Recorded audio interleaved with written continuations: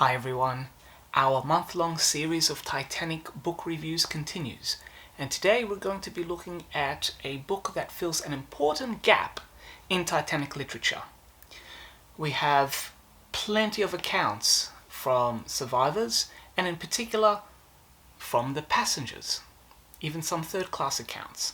And a lot of these accounts are covered in other books, such as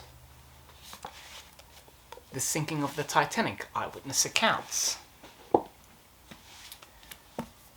Voices from the Titanic, the epic story from the people who were there, and the standard bearer of them all, A Night to Remember.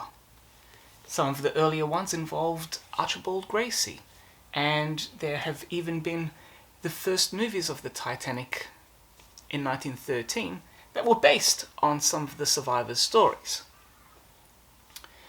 But as is the case with passenger ships, it is the lives and routines of the crew that get overlooked. And this has happened with the Titanic as well.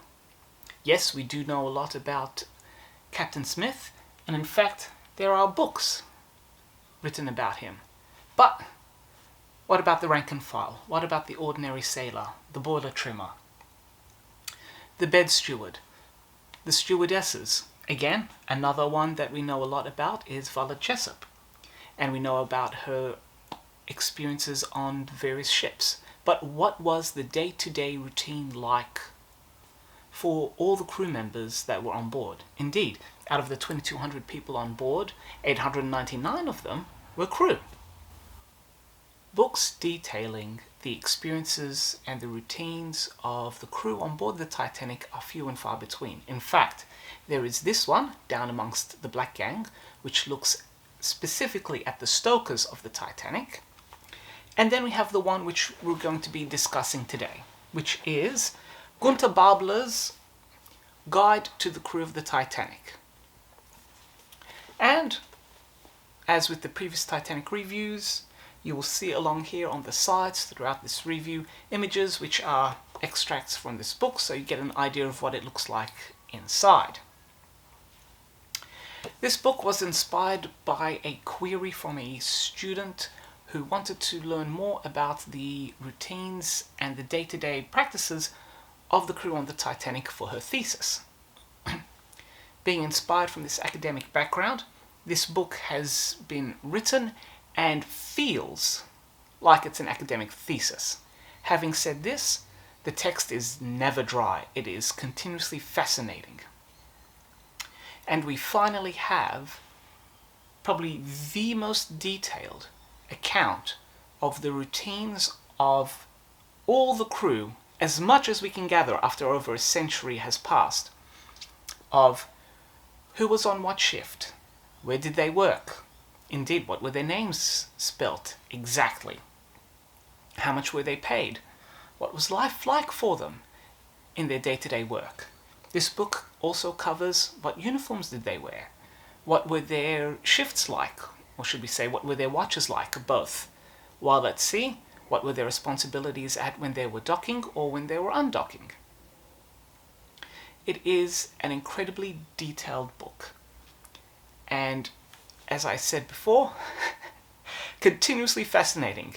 I had no idea that the second most highest paid crew member on board was Gaspar Getty, who was the manager of the a la carte restaurant. As you can see from the images that are being shown across here throughout this review, it is a combination of text, a lot of charts and diagrams showing organizational structures, which includes various departments such as the bridge, the deck, the victualling department, engineers, you name it, it is all charted. As well as some wonderful photos. There is even a beautiful shot of a postcard from a passenger who wrote down the musical notes of the bugle. So if any one of you is musically inclined, have a look at this, and you can recreate the lunchtime bugle that was sounded on the Titanic. The appeal for this book lies in those who want to understand what the routine and indeed what the tasks were for all crew members, everyone from the captain right down to the humble stoker. And it is written in a wonderfully clear and concise manner. So credit goes not only to the original text but also to the translation, as this book was originally published in German, and what you are seeing now is the English translation. By detailing in such depth and clarity the experiences, the tasks, the responsibilities of all crew members, we get a far more complete picture of how the Titanic ran as a ship, as an institution, but also we get an insight in not only the era in which the Titanic sailed, but also how other large ocean liners were operated. And this insight is absolutely critical to getting an all-round view, historically, of what ocean liner travel was like in the early 20th century. So for those who are interested in the machinations and details of how crew life was during the Titanic's time, then this book is an absolute goldmine. Likewise, if anyone is looking to do a historically accurate novel or story involving crew members, or involving what times you should go for a bath or when you could go to the gymnasium, all the details can be found in this book. For its immense contribution to the historical record, this book is a 5 captain's hats. We get a complete understanding, or at least as complete as the historical record will allow us. I mean, anymore, we'll have to invent a time machine and go back to April 1912.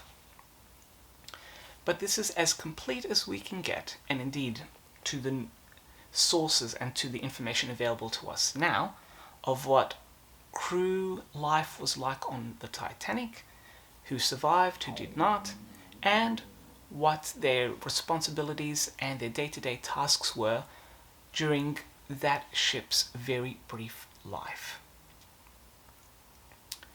And so there you have it. If you are fascinated by the Titanic and you're interested in how it ran day to day, by all means hunt this book down and get it onto your shelf. 5 captain's hats, unreservedly. And if there are any other books relating to Titanic, disasters, maritime disasters, ocean liners that you would like reviewed, please let me know in the comments below, and if they are in my library, I will make sure that they get reviewed for you. And until next time, enjoy and happy reading, everyone.